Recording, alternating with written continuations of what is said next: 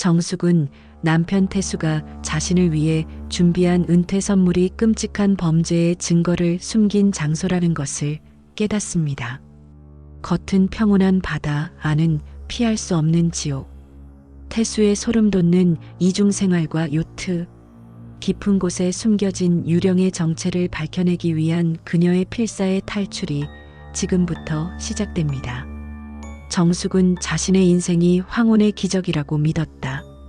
2년 전 모든 것을 가진 신사 박태수와의 황혼 재혼은 주변의 부러움을 샀다. 태수가 그녀에게 선물한 50억짜리 초우와 요트는 그들의 사랑과 성공적인 은퇴의 상징이었다. 요트의 이름은 아모르 사랑이라는 뜻이다. 정숙은 이 완벽한 삶이 영원하리라 생각했다. 태수가 이틀간의 사업상 급한 출장으로 육지로 떠난 날 정숙은 평화로운 요트 생활을 즐기고 있었다.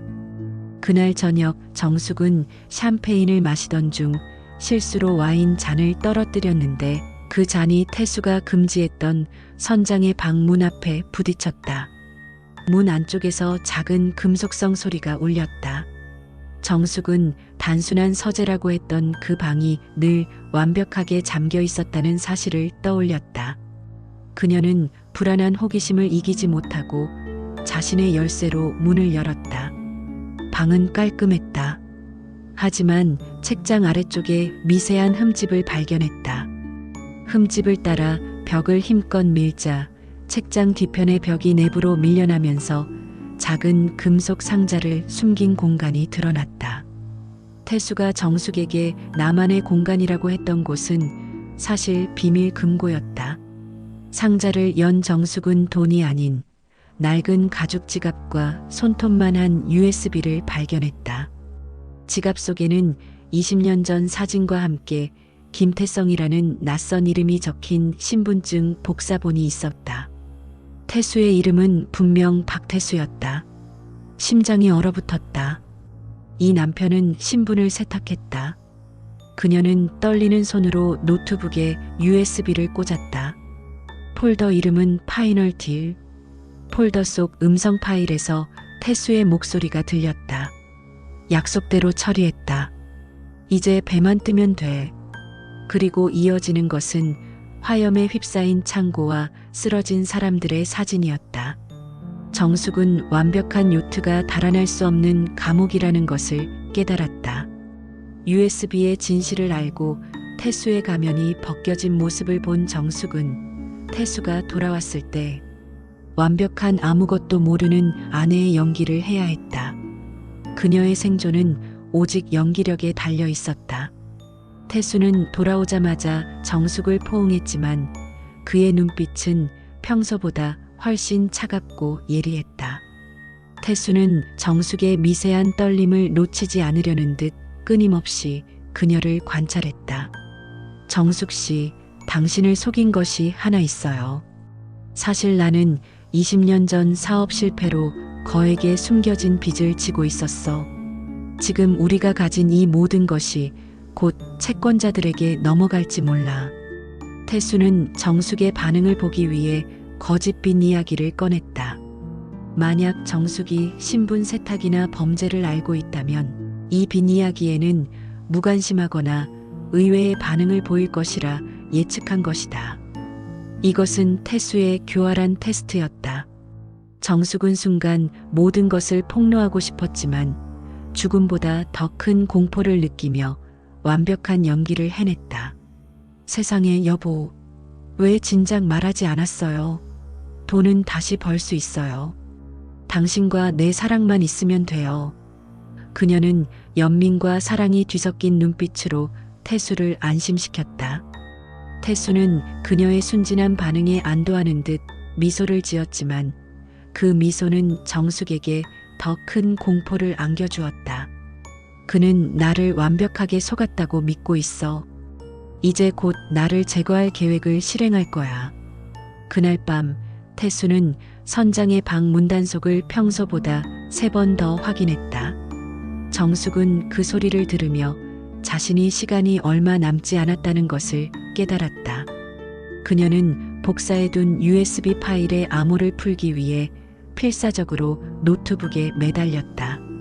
정숙은 USB 파일 속 단서를 해독하기 위해 몰래 요트의 위성 인터넷을 연결했다.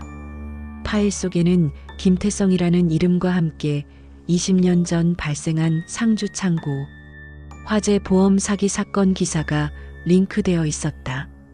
그 기사에 따르면 당시 김태성은 동업자였던 강승우와 공모하여 대규모 보험 사기를 벌였고 그 과정에서 동업자 강승우가 실종 처리되었다는 것이다. 즉, 태수의 진짜 이름은 김태성이었고 박태수는 신분 세탁 후 만들어낸 가짜 인생이었다. 정숙은 자신의 결혼 생활이 피로 얼룩진 범죄자의 마지막 은신처였다는 사실에 구토를 느꼈다. 더 소름 돋는 것은 요트의 이름. 아모르가 사실은 태수와 실종된 동업자 강승우의 별명을 합친 것이었음이 드러났다. 요트는 그들의 범죄 동업 관계를 상징하는 끔찍한 기념물이었다. 정숙은 요트 곳곳에서 강승우의 흔적을 찾기 시작했다.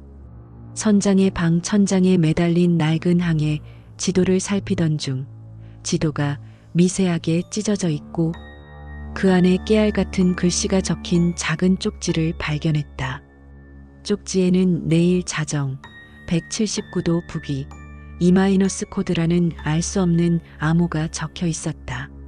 정숙은 심장이 멈추는 듯했다.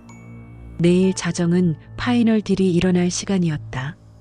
그리고 E- 코드는 강승우가 사용하던 무선 통신 암호였음을 과거 기사에서 보았다.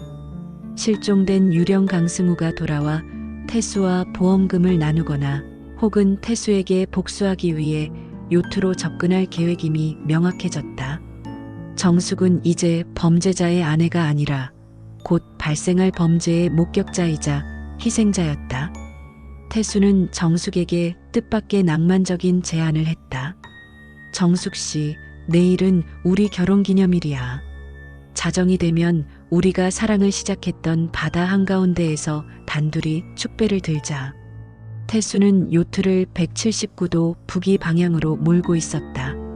정숙은 그가 자신을 그곳에서 완벽하게 살해하고 요트 사고로 인한 익사로 처리하여 모든 증거를 바다에 수장할 계획임을 깨달았다. 그녀의 이름이 적힌 익사 처리 예정이라는 장부 메모가 생생하게 떠올랐다. 정숙은 필사적으로 탈출구를 찾았다. 요트의 무선 통신 장비는 태수가 이미 고의로 고장 내놓았다. 비상보트도 잠겨 있었다. 그녀에게 남은 유일한 무기는 지식이었다. 정숙은 요트의 조타실에 몰래 숨어 들어가 태수가 잠시 자리를 비운 사이 태수가 늘 숨기던 항해 일지를 발견했다. 일지에는 그들이 항해하는 모든 좌표가 기록되어 있었다.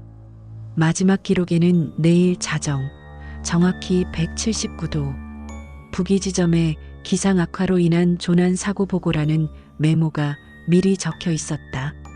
태수는 사고를 완벽하게 조작하고 있었다. 정숙은 그 일지 속에서 태수가 자신이 탄 보트가 침몰해도 구조대에 발견될 수 있도록 심어놓은 비밀 구조 신호 주파수를 발견했다. 태수는 자신만 구조되려는 이기적인 계획을 짰던 것이다. 정숙은 이 주파수를 이용해 외부에 구조 요청을 보낼 최후의 도박을 감행해야 했다. 자정 직전 요트는 잔잔한 바다 위에 멈춰섰다. 태수는 정숙에게 독이 든 샴페인을 건네려 했다. 마지막 잔이야, 정숙 씨. 오늘 밤 당신은 내 인생의 완벽한 마무리가 될 거야. 정숙이 샴페인 잔을 쳐내는 동시에 어둠 속에서 유령의 보트 불빛이 요트 가까이 접근했다. 유령은 약속대로 태수에게 접근했지만 그의 목적은 돈뿐만이 아니었다. 태수에게 배신당한 대가를 치르게 하는 것이었다. 오랜만이야, 태수. 내가 날 실종 처리하고 내 몫까지 챙길 줄은 몰랐어. 태수는 당황했지만 이내 냉소를 지었다. 내가 살아서 돌아올 줄이야. 하지만 상관없어. 너와 이 여자 둘 다 오늘 밤 이 바다에 수장될 테니까. 태수와 유령 사이에 격렬한 몸싸움이 벌어졌다. 태수는 자신의 범죄를 은폐하기 위해 요트 전체를 폭파시킬 계획이었다. 정숙은 혼란을 틈타 조타실로 달려가 태수가 남겨둔 비밀 구조 신호 주파수를 이용해 구조 요청을 보냈다. 그녀의 목소리는 절박했다. 유령은 태수에게 최후의 일격을 가하는 대신 태수가 가진 요트 폭파 스위치를 향해 총을 겨누고 발포했다. 스위치가 망가지는 순간 태수는 모든 것을 잃었다는 절망감에 휩싸였다. 정숙은 급히 비상보트를 내리기 시작했고 어둠 속에서 해경의 불빛이 희미하게 요트를 향해 다가오는 것을 확인했다. 곧이어 해경이 요트에 진입하며 태수를 긴급 체포했다. 태수는 현장에서 신분 세탁, 보험 사기, 살인 미수 혐의로 체포되었다. 유령은 혼란을 틈타 다시 바다로 사라졌다. 그는 태수에게 복수하는 데 성공했고 정숙에게는 증인으로서의 역할을 남겼다. 며칠 후 정숙은 병원에서 퇴원했다. 태수가 정숙에게 선물했던 50억짜리 요트는 정숙의 소유로 남게 되었다. 태수가 자신의 알리바이와 완벽한 이미지 조작을 위해 요트의 명예 이전을 너무나 완벽하게 해두었기 때문이다. 정숙은 다시 요트로 돌아왔다. 푸른 바다 위 요트는 여전히 아름다웠지만 정숙에게 요트는 영원히 탈출할 수 없는 끔찍한 기억의 감옥이었다. 그녀는 태수와의 모든 대화와 미소를 곱씹으며 자신이 얼마나 완벽한 덫에 갇혀 있었는지 곱씹었다. 가장 소름 돋는 것은 요트의 밀실에서 발견되었던 파이널 딜 장부가 사라진 것이었다. 경찰도 해경도 그것을 발견하지 못했다. 정숙은 요트의 창밖을 바라보며 생각했다. 유령이 사라지면서 그 장부를 가져간 걸까? 아니면 이 요트 어딘가에 아직도 숨겨져서 나를 지켜보고 있는 걸까? 정숙은 50억짜리 요트의 주인이 되었지만 평생을 의심과 공포 속에서 살게 될 것이다. 황혼에 찾아온 완벽한 사랑은 끔찍한 파멸이자 끝나지 않는 심리 스릴러였다. 시청해주셔서 감사합니다. 오늘도 건강하고 행복한 하루 보내세요.